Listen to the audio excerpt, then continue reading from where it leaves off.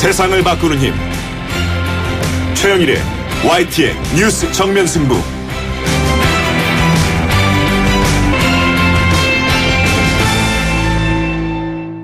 YTN 뉴스 FM 뉴스 정면 승부 3부 시작합니다.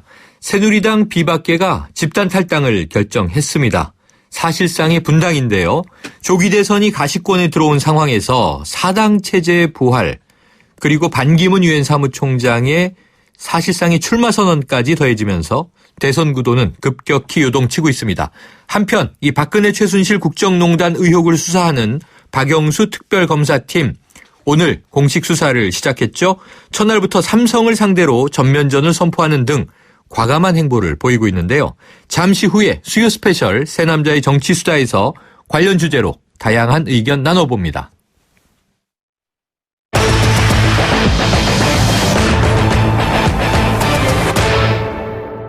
네, 수요 스페셜 새 남자의 정치 수다 시작합니다. 폴리뉴스의 이강윤 논설위원 나오셨고요. 안녕하세요. 안녕하십니까. 소종섭 전 시사저널 편집국장 나오셨습니다. 안녕하십니까. 안녕하십니까.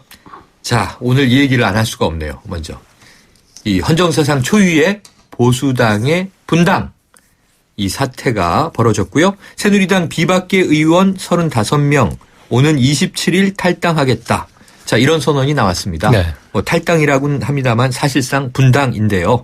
자, 우리 정치사를 보면요. 그동안도 많이 말씀해 주신 바인데, 자, 보수정당에서 일부 의원들이 탈당하는 사례 주로 개별적으로 있었지만 이번과 같은 당이 쪼개지는 분당, 유례없는 일 아닙니까? 그렇죠. 옛날에 2007년, 8년 당시 한나라당 시절에 지금의 친박의 핵심이라고 할 수 있는 사람들이 친박 미래연대 공천에서 학살당하고 나서 그런 건 있었지만 그거는 다시 이제 합쳐지거나 이랬고 지금은 거의 정치적 결별이지 않습니까?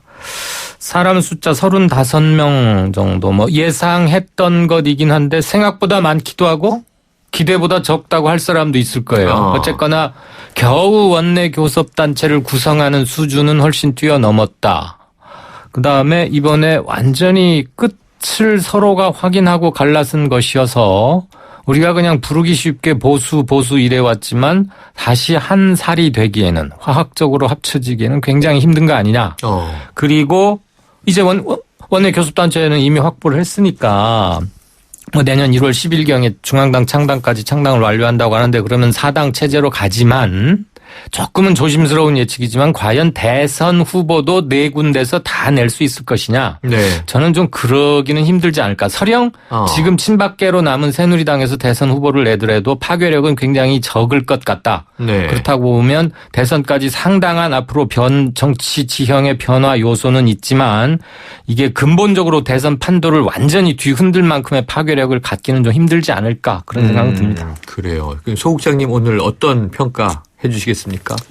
일단은 그 예상보다는 좀 숫자가 일단 많다. 많다? 예, 많다라고 저는 보고요. 원래는 교섭단체 구성 여부 되겠냐 이런저런 얘기들이 좀 있었잖아요. 결국 이제 유승민 의원이 좀 고심을 하다가 당을 나오기로 결심을 한 것이 영향을 좀 미치지 않았나라고 보고요. 저는 이것이 이제 시작이다라고 봅니다. 그래서 1월 달에 설을 앞두고 그러니까 반기문 총장이 들어오고 나서 그때쯤 2차 새누리당의 탈당이 있을 것이고 그 규모는 지금과 거의 비슷한 수준 정도. 그래서 결과적으로 이 지금 보면 중도 보수 신당이죠. 이 신당의 규모가 지난번에 탄핵에 찬성했던 한 그 정도 규모. 그러니까 62명이었는데요. 그렇습니다. 그 정도 60석 남짓에서 그 정도 규모까지는 갈 것이다라고 보고요. 그리고 그런 이제 의석의 분포도 중요하지만 어쨌건 큰 이 흐름을 지금 가짜 보수 진짜 보수 이런 얘기 하지만 그런 것들보다도 이 지금 남아있는 친박계 중심의 이 새누리당에 대한 국민들의 시선이 워낙 차갑고 어떤 변화를 거부하는 세력으로 이미 이제 그렇게 이미지가 딱 찍힌 그런 부분들이 있기 때문에 얼마나 이 나온 이 유승민, 김무성 전 대표를 중심으로 한 이 세력이 자기 중심을 갖고 그야말로 국민들한테 이야기했던 새로운 보수의 모습을 제대로 된 보수의 모습을 얼마나 잘 보여줄 수 있는 것인가 빠른 시간 내에 이런 부분들이 굉장히 중요할 것 같고 저는 이미 흐름이 상당 부분 그쪽으로 좀 넘어갔다. 라고 봅니다. 그렇기 때문에 앞으로 새누리당, 남아있는 새누리당의 흐름은 점점 이제 소멸해가는 뭐 그런 흐름을 좀 밟을 수밖에 없지 않나라고 네. 보고 이 중도 보수신당의 출범이 더불어민주당에도 영향을 미칠 가능성이 있다. 그러니까 더불어민주당 내에서 문재인 전 대표와 대척점에 서 있는 세력들의 어떤 행보 이런 부분에도 일정한 충격파를 주면서 네.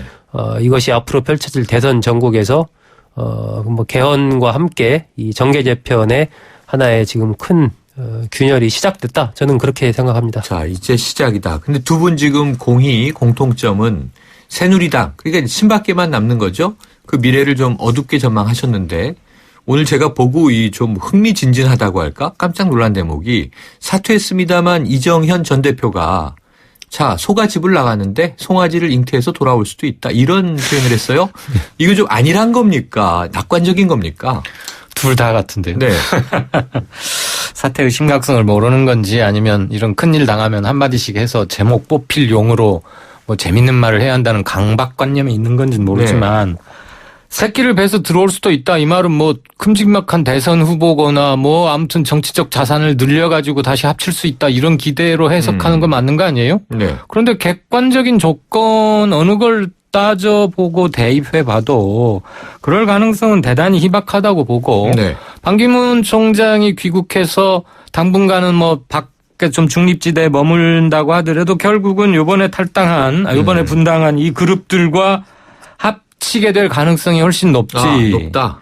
남아있는 친박 새누리당으로 갈 확률은 거의 없다고 봐야 되는 거 아닙니까? 네. 지금 이번에 박근혜 최순실 게이트가 끼친 게 너무 크기 때문에 누구라도 지금 그 불타오르는 술에 누가 타려고 하겠습니까? 그렇다고 보면 소가 어디에서 뭔 새끼를 베서 어떻게 들어온다 소리인지 저는 이정현 전 대표의 계산 속이 정말 궁금한데요. 네, 저는 네네. 그런 부분들 자체가 그건 정말 아전인수식 해석이라고 아전인수다. 하는데 네. 그렇습니다. 그것은 이 사안 자체를 이 축소시키려고 하는 것이고 이 당을 나간 이 이른바 비박계 인사들에 대한 어떤 파괴력을 좀 줄여보려고 하는 뭐 그런 건데 그건 정말 말도 안 되는 인식이라고 생각을 하고요. 네.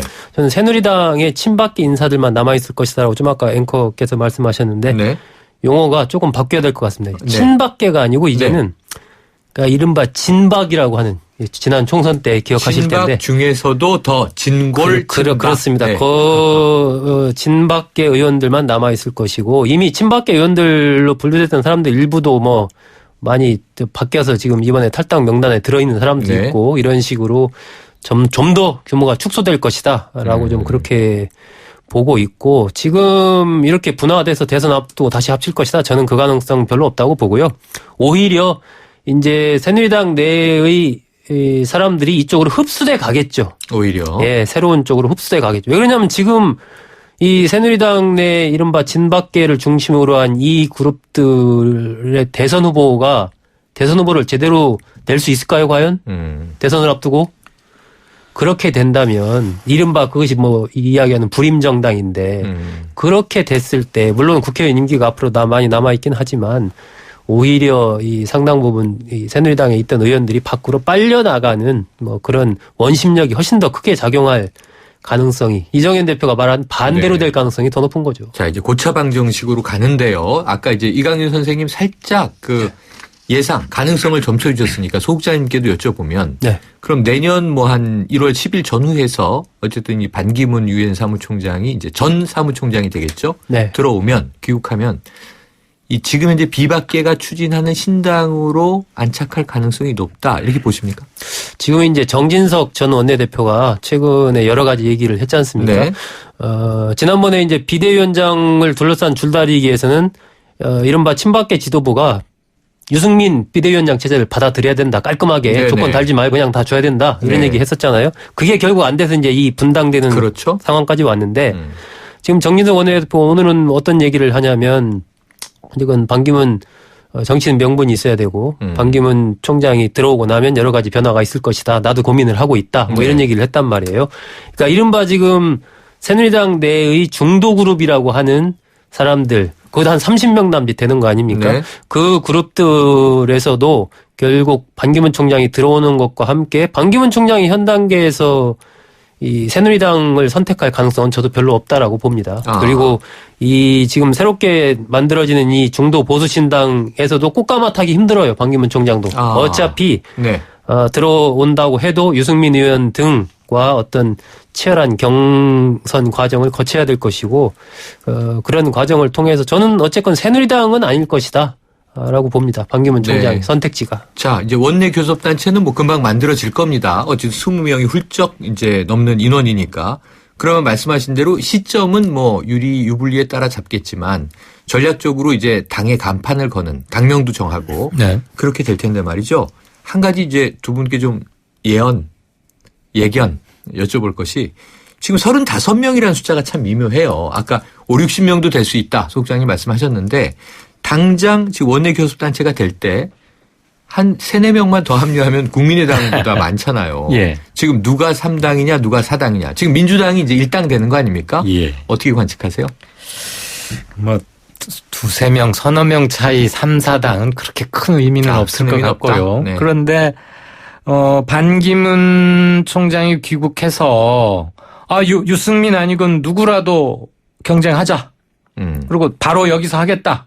팔 걷어붙이고 이러면은 저는 추가 탈당자가 상당히 돼서 네, 이탈할 것이다. 55명도 훨씬 넘을 수 있다고 봐요. 네. 그렇지만 국민의당 38, 여기가 한 60 된다고 칩시다. 네. 넉넉 잡고. 그렇다고 해서 뭐 현격한 전개 막 거의 더블 스코어 이런 걸 가져올 것 같지는 않고요. 네.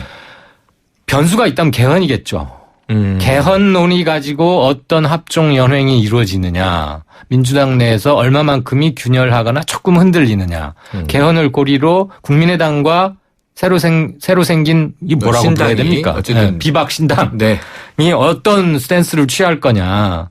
뭐 거기서 혹시라도 더 나가서 뭐 대선까지도 같이 뭐 그렇다면 이건 상당한 파괴력을 지니겠지만 네. 그런데 시간의 촉박상 그다음에 논의 구조가 굉장히 힘들어지고 대선은 솔직히 몇 개월 안 남았다고 보면 개헌 논의가 제대로 잘 굴러가리라고 생산적으로 진전되기라고 보기 좀 어렵다는 점에서는 네. 저는 뭐 60석이 사령된다 하들 국민의당이 현격하게 존재감이 떨어지거나 그럴 것 같지는 않고요. 결국은 대선이 3파전이 되면 누가 최종적으로 후보가 되느냐. 여기로 네. 빨리 급격하게 아주 가속화되겠군요. 전이 되지 않겠습니까? 네. 그러니까 지금 이제 국민의당과 지금 새로 만들어지려고 하고 있는 이 보수 신당을 네. 제외한 나머지 이 이른바 정치권의 액터들이 있지 않습니까? 네. 정의화 전 국회의장이라든지 네. 뭐 손학규 이재호 전 전 고문이라든지 의원도 있고요. 이재호 전 의원 또 뭐 정운찬 전 총리 등등 네. 나름대로 의지를 표명한 이러이러한 그룹들을 그러니까 누가 흡수하느냐 이것이 이제 이 제3세력의 주도권 경쟁이거든요, 일종의. 네. 그러니까 의석수도 물론 그런 측면에서 의미가 있죠.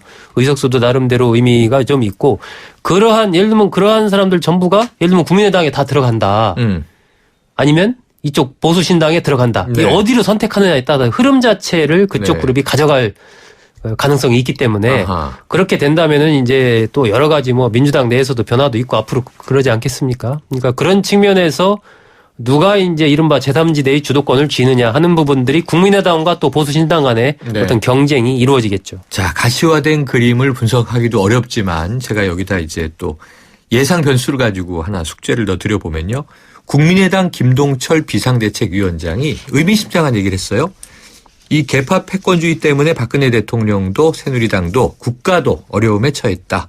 자, 새누리당 개파 패권주의 청산이 다른 당으로도 확산됐으면 좋겠다. 지금 이 분당 사태를 국가적으로 정치 구조가 바람직한 방향으로 가고 있다. 이렇게 전제하고 한 얘기예요. 다른 당으로 확산됐으면 좋겠다. 자, 어느 당입니까? 아마 더불어민주당의 반문재인 측 사람들 겨냥해서 네. 당신들도 좀 자극 받으시오. 네네. 뭐 좀 그래 봅시다 이 말을 한 것 같은데 네. 맞지요? 아니, 저도 여쭤본 거잖아요. 국민의당은 그 사람마다 말이 다 조금씩 다 달라요. 네. 물론 뭐 군복 유니폼 문화가 아니니까 똑같은 소리를 해야 되는 건 아니지만 중요한 사안에 대해서는 일치된 원보이스를 통해서 확실한 리더십을 보여주는 것도 중요한데 김동철 현 비대위원장이 과연 국민의당 안팎에서 얼마만큼만 정치적 비중을 인정받고 있는 즉 지분이 있는 오너냐 아니면 바지 사장이냐. 한시가 기한이 딱 정해져 있는 줄반장 정도밖에 안 된다면 네. 김동철 비대위원장의 이런 말은 그냥 찻잔 속의 태풍도 안 될 것이고 아하. 지분을 왕창 갖고 미안합니다. 많이? 지분을 많이 갖고 있는 네. 안철수 또는 뭐 이런 사람들이 힘 실어서 한 말이라면 네. 말이라면 상당한 영향을 가질 수 있겠지만 저는 전자라고 봅니다. 아, 전자라고 보신다. 기본적으로 이게 지난 총선에서의 결과도 보면 국민들이 만들어진 게 이른바 협치를 하라. 그랬죠. 예, 그랬죠. 연대를 하라. 뭐 이런 메시지라고 저는 보는데 그 전부터 지난 지방선거 때도 마찬가지로 이 남경필 경기도지사 같은 경우 그런 걸 좀 실험을 이제 계속 해왔지 않습니까? 네. 저는 대선에서도 이러한 흐름들이 갈 가능성이 좀 높다라고 봐요. 그러니까 지금 일단은 사자구도로 재편이 됐지 않습니까? 그렇죠. 하지만 이 사자구도가 계속 그 끝까지 가기는 좀 어려울 거고 중간에 이러한 연대라든지 어떤 협치를 매개로 그러니까 개헌을 매개로 한 네.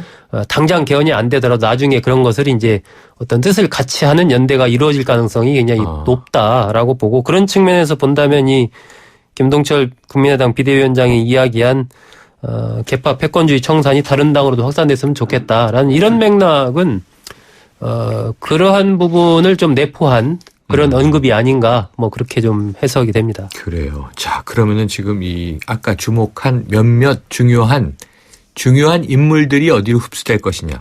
손학규 전 대표 한번 여쭤볼게요. 네. 어떻게 움직일 것 같으세요? 정말 솔직히 말해서 모르겠는데요. 네. 갈수록 이분의 입지는 줄어들고 있는 게 아닌가. 네. 더군다나 뭐 친박이든 비박이든 새누리당 쪽에서는 내 이름 입도 뻥끗하지 말라라고 어젠가 그제 아주 네. 분기탱천해서 네. 뭐 성명도 냈던데 당연히 뭐 그럴 것이고요. 그렇다고 보면 범야권이거나 제3지대에서 개헌론을 매개로 아무튼 손 전 고문은 뭔가 입지를 마련하려고 할 터인데 네. 개헌론 자체가 꽉 잠겨 있고 앞으로의 정치 일정을 한번 보십시다. 당장 오늘 특검이 뭐 예상은 했습니다만 발빠르게 움직이기 시작하죠. 네. 헌재도 공방이 치열할 것 같죠. 그거에 따라서 국민들 반응도 초미의 관심사고 이 국면에서의 개헌론이 과연 네. 진정으로 가고자 하는 방에 도움이 되느냐 안 되느냐 가지고 말이 많은 상황을 감안한다면 손고문이 자기 입지를 펼 현실적 공간을 확보할 가능성은 의외로 적어 보인다. 네. 어느 당이건 사정이 녹록치 않다. 그래서 저는 조금 물음표인데 회의적인 물음표. 네, 지금 말씀을 주셨으니까 사부 화두를 꺼내주셨네요. 특검인데, 자, 특검이 이제 움직이기 시작했습니다. 3부 여기까지 정리하고요. 4부에서 더 이제 다양한 얘기 나눠보죠. 자, 수요 스페셜 새남자의 정치수다, 소종섭 전 시사저널 편집국장, 그리고 폴리뉴스의 이강윤 논설위원 두 분과 함께하고 있습니다.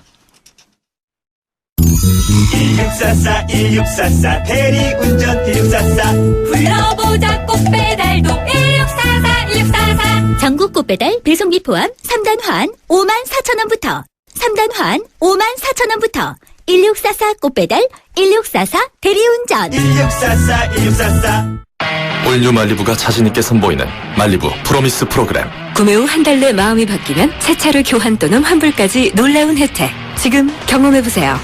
12월 31일까지 출고 고객 대상, 제휴할부 이용, 탁송료 등 제반 수수료 고객 부담, 일부 모델 제외, 홈페이지 참조. Chevrolet, find new roads. 엄마, 침대가 좁아. 이사 갈 때 바꾸자. 침대가 불편해. 비싼 건데 참아. 침대, 왜 사서 고생하세요? 코웨이 매트리스 맞춤 케어 렌탈 하세요. 위생관리와 타퍼 교체는 기본, 6년마다 새 매트리스로 업그레이드. 침대, 이제 코웨이가 답이다. 6년 약정 기준이며 업그레이드는 신규 렌탈 계약 시 제공됩니다. 네, 3부는 여기까지고요. 4부로 이어갑니다.